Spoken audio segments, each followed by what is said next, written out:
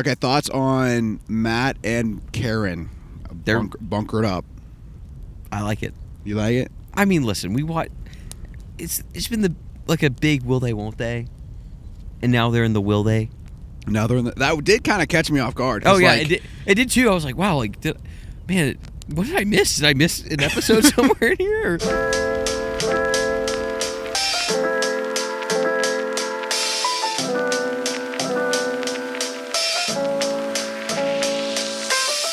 Okay, Drew, when we talk about this show this season, is this season 5 or season 2? Or is this a sequel? Or is this a continuation?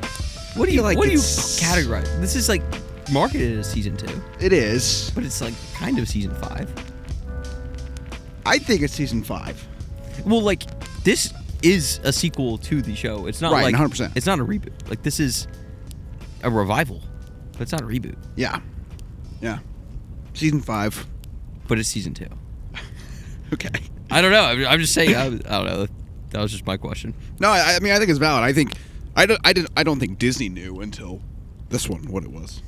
Do you think that, like, to any listener who maybe hasn't seen Daredevil Born Again, that they need to have watched all of the Netflix show? I would recommend it. I would definitely recommend it. I think it would help a lot. You would care more about the characters who have some consequences. But it's not essential. Do you think so? You think you could pick up with this and just be like, all right, here's generally where we are. Yeah. Okay. You might need to watch like a review on a recap of the first 3 seasons. Okay. Before you get into season 4. Yeah. Which is season 1. Which is season 1 of Daredevil Born Again. Yeah, we're talking about Daredevil Born Again, season 2. Welcome back to Stole My Line, a Fireside film and TV. Yeah, that's podcast. True. We dabble. We dabble. We do more than dabble with TV. That's true. A Fireside film podcast. I'm Grant. I'm Drew. And we are talking about Daredevil. I already said that. Born Again. Born Again, season 2. Do you know the history of how this came to be? I've done very little research. Okay. Shocker. I actually sometimes do research on what we talk about, but this one I was just like, buckled in, we're just doing it. It's okay, because I have done research. Okay, tell me the research that you've done. So, Daredevil, Netflix, 1 through 3. Great. Huge hit. Yes. Everyone loved it. One of Netflix's best shows, straight up. 100%. Yeah. I think it's top 3, if not number 1. What's better? I haven't seen Dark. I haven't seen Dark. Everyone says Dark I haven't is incredible. finished Dark, and I haven't seen Narcos. Okay. And I haven't seen House of Cards. Oh, man, I'm outing myself right now. I think it's top 5. At least it's all right, in the conversation. A very quality, very good Netflix Very TV good. show. Was it canon? Was it not? No one really knew. No one knew. They talked about the Avengers, kind of, but like only alluded. But so did Agents of S.H.I.E.L.D., and that's not canon. But then Disney kind of shut it down when they acquired everything. Because it was actually so good. Yeah, it was so good. And then everyone was clamoring for it. So then they bring Charlie Cox and Vincent D'Onofrio back and like make this big announcement. And it's like, oh my gosh, we're going to reboot Daredevil. Yeah. And then they kind of get into production, and then Charlie Cox and Vincent D'Onofrio, and I got John Bernthal. He's in the mix too. Yes. Love that guy. They're like, hey, yo, this is just like a complete reboot, and we're losing all the work that we've put in the last 3 seasons. Yeah. And Disney's like, well, we kind of already shot a lot of this, and I've already done a lot of work. So then they kind of like rewrote the season, and like first 2 in the last episode were reshoots. Okay. And then the whole middle, like Muse arc and all that, was kind of the original plot. And then they just kind of made a Frankenstein of a show.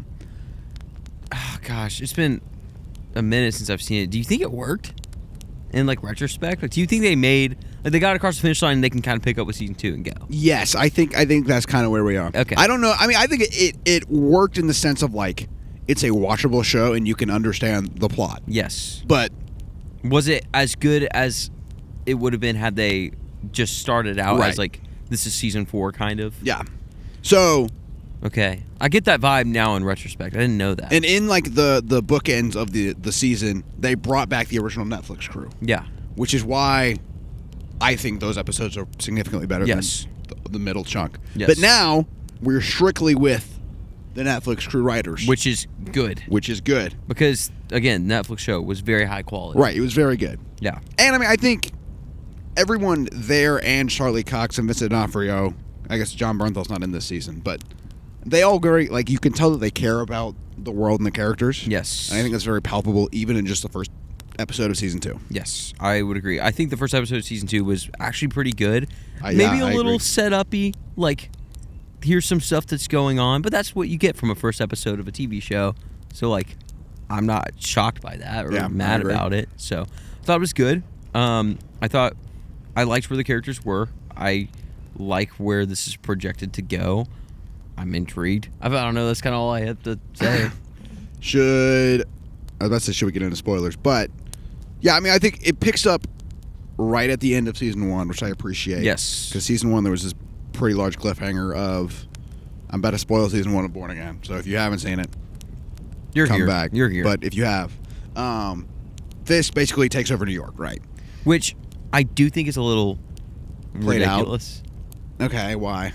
I just think it's, like, surely someone, and I know we pick right back up, and this kind of happens, but, like, surely someone would swoop in and be like, yo, you can't just put New York under martial law like this. Like, yeah. I know it makes sense in context, but it's still kind of a little bit of a reach for me. It just reminded me, this is what it reminded me of. This is such a random pool, but in The Dark Knight Rises, when they do this with Gotham, that's what it reminds me of. That's a valid take. It feels very Dark Knight Rises. And it's just like, this is kind of dumb that New York is this, like, we're our own thing now, because it's like, that's just not how the world works. No, I know. Which, this is a superhero show. You got to suspend some disbelief here, but it just felt like a little bit of a reach to me. I'm like, but I think they're trying to emphasize, like, the corruption of Kingpin and the higher ups, because they have people from, like, Langley and people from DC come down and be like, hey, yo, you can't do that, and Kingpin's like, really? And they're like, actually, you can do that because we are all in your pocket. Yes. So it's like, which is kind of always what the show is. Right. Yeah. Agreed. Yeah.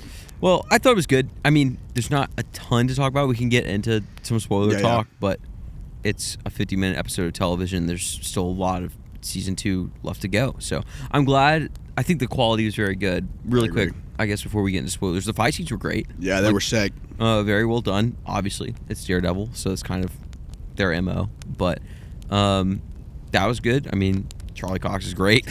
He's as incredible. Always. He's so good. This is like his thing. Like I literally looked on IMDb. I'm like, what else has he been in? Basically nothing else. It's like this is his thing. This is his thing, and he's great at it. The best in the world at it. Yeah, like no one else should do this. It's kind of like how even though the CW Flash is terrible, it's like Grant Gustin's the Flash. He's the Flash, and right? Kind of no one else can play the character really. Yeah. Anyway, so yeah, I agree. It's good. All right, what do you want to talk about with spoilers? So, I mean, I think the costume change is sick. Yes. I like the costume change. I would agree. Better than the yellow junk that we got in She-Hulk. Oh, don't even. Ketchup and mustard outfit. That was bad. And I think I kind of agree that Fisk feels kind of unrealistic. But let's go back to our Project Hail Mary conversation. Oh, gosh. Here we go. Should we suspend our disbelief a little bit? I would argue yes, because it's a superhero show. Yeah, I mean, yes. Okay. This is Marvel. Okay, right. Here's the thing, though. It's trying to be more grounded. More grounded. I know it's still a superhero show. Right. It's trying to be more grounded. I think it is. Would you agree? Yeah. Okay. I would say it's not as grounded as Wonder Man. Yeah, but that's... It was a different show. It's very different. Wonder Man is like, no, this is a character that has superpowers. Right. I don't know. Anyway, I think this is trying to be more grounded, so sometimes when more Avengers-type gimmicks happen, I'm like, this is Daredevil. Like, the Netflix show did a great job of being grounded and not going too crazy, especially in the first season. First season of Daredevil felt incredible. Like, probably the most grounded, even, I don't know if you call that the MCU, but this universe has been ever. Yeah. And then sometimes outlandish stuff happens. That's just what you get with Disney Marvel right now.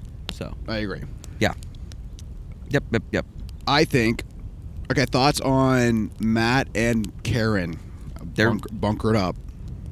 I like it. You like it? I mean, listen, we watch. It's been a big will they won't they, and now they're in the will they. Now they're in that did kind of catch me off guard. Oh yeah, like, it did too. I was like, wow, like, man, what did I miss? Did I miss an episode somewhere in here? Well, because like in the last episode of season 1, they're like, or he's like, I can hear your heartbeat when she locked eyes with John Bernthal. Yeah. Which, like, never mind. But then I know you're about to say something crazy right there. But then she says something along the lines like, well, did you hear mine when I looked at you or whatever? And like that was it. And then they're like making out in the first episode. Yeah, I was like, whoa, it's like, that's kind of a jump. But I'm glad. I don't hate it. Yeah. I am a little concerned that we're getting another, like, we're about to get another blow to Daredevil's, like, personal group, because it's, I mean, obviously not everything's great for them, but like they've finally gotten together, which makes me feel like she might die. Oh, that would be tragic. I mean, they killed off Foggy in the first episode. Yeah. Season 1. So. I thought okay, we're just trading the spoilers, so I'm about to spoil the end of this episode. Yes. I thought Sherry was going to die. Yeah. I did. Yeah. I mean, I did too. But then he didn't. Thoughts on the Punisher not being in the season? But it's good. It's fine. Like, obviously, okay, well, maybe it's good is a jump, but I'm okay with it because this isn't the Punisher. This is Daredevil. True. I agree. I do think their relationship makes a lot of this show and a lot of these characters, just because, like, you think of the Punisher and Daredevil together, kind of. At least I do. Yeah, no, I agree. But we're still going to get a lot of Punisher content. I think that's what I'm getting at. Yeah, I mean, that's true. And I think I'm interested to see how Spider-Man plays into this and, like, the Punisher special or whatever. Right. I mean, like, because he's swinging around New York, and we're in New York, so, like, I don't know, maybe are we going to get some references to this in Brand New Day, or I don't know what's going to go on, but yeah. I mean, Kingpin is sort of a Spider-Man villain. He definitely is. And a Daredevil villain. Yeah. So. But will we get a Spider-Man cameo? Who knows? Part of me does think it's unrealistic because, like, the Punisher escapes prison. He gets arrested by Fisk at the end of the last episode of season 1. Yes. And then he escapes prison. Mm-hmm. And then I'm like, I mean, maybe he'll give a reason of why he's not there, but then he just, like, dips from New York in the middle of all this madness and doesn't help Daredevil. I mean, I would dip from New York in the middle of all Not this if you're madness. the Punisher. I know, but like, that feels crazy. Yes, I know. But it does. Maybe he has a reason, and maybe it makes sense. At a certain point, this is just a Disney show. Like, they got to put the Punisher where they need to put the Punisher. And so. I mean, I think I agree in the fact of, like, it's not the Punisher show. So. And don't we we're getting a special, so maybe that'll tie some loose ends there. Yeah. Who knows? I don't know.